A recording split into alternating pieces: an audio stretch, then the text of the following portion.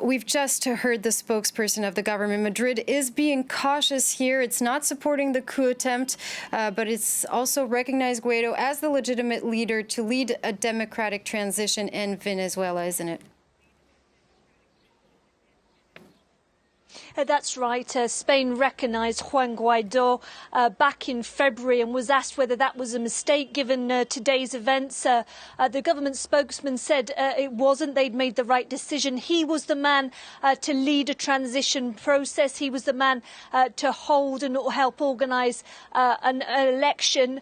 And we've heard since that government spokesman from the foreign minister, Josep Borrell, he said basically, unfortunately, the information we have doesn't allow us to hope that in the next few hours we won't see a confrontation between military units or supporters of Guaido and Maduro. The only solution is a peaceful one and negotiation leading to elections. The Spaniards and the Spanish government are following the events in Venezuela very, very closely indeed, and making it clear the Spanish government doesn't want to see a military intervention. Now, we've heard from the People's Party, or rather from one of their MPs, Cayetana Álvarez de Toledo. She is very concerned about the situation in Venezuela. She has retweeted some of the tweets of opposition leader Leopoldo López, and she says Leopoldo López is a free man, and she says, and today Venezuela will be freed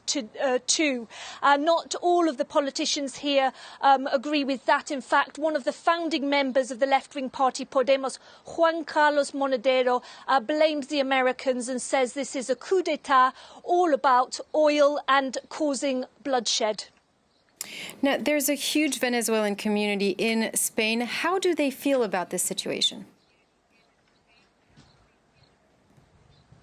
They're very, very concerned. We've actually seen lots of demonstrations over recent months in Madrid. There's about 66,000 Venezuelans in Madrid, an estimated 250,000 across Spain, and many of them have had to leave Venezuela, they tell us, because they couldn't find enough food, they couldn't find enough medicine, and they do, the majority of the ones that I've spoken to want Nicolas Maduro to step aside.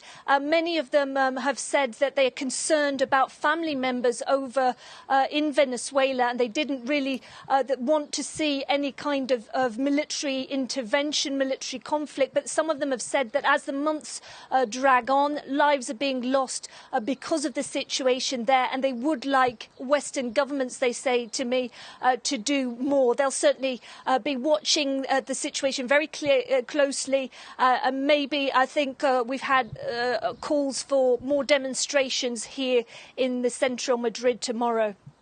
Sarah Morris,